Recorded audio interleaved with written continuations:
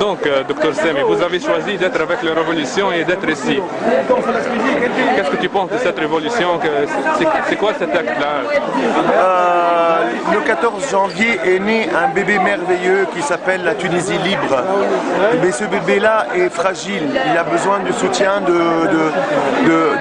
nous tous et du monde entier. Parce que nos ennemis, les ennemis de la liberté sont nombreux.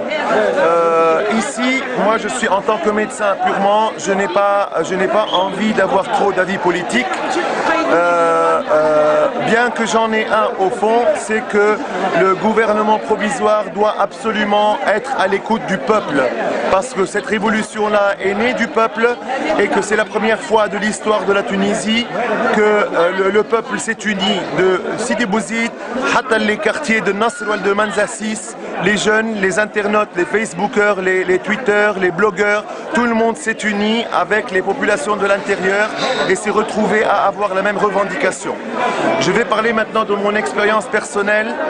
Depuis maintenant 2 jours, on a été à l'origine 3 médecins venant de 3 cabinets de médecine privée à Tunis Nord, Marsa, et par notre engagement volontaire, on a décidé de faire une récolte de médicaments et d'argent pour venir aider humainement les gens qui sont ici, qui ont des revendications, même si certains d'entre nous sont contre les revendications de ces gens-là, ou si d'autres adhèrent à cette revendication-là.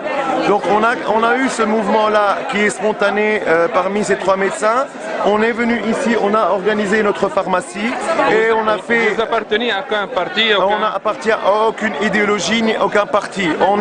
Par contre, on est à peu près tous très favorables à la laïcité, qui s'appelle en arabe l'Almaniya, qui est la loi au-dessus de tous et le respect de tous au nom de la loi, y compris les mouvements islamistes, s'ils appartiennent à un regroupement politique et qui agit selon les lois.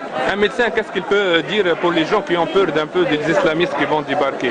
Je n'arrête pas d'avoir des appels d'urgence, donc je dois répondre au téléphone. Ça marche.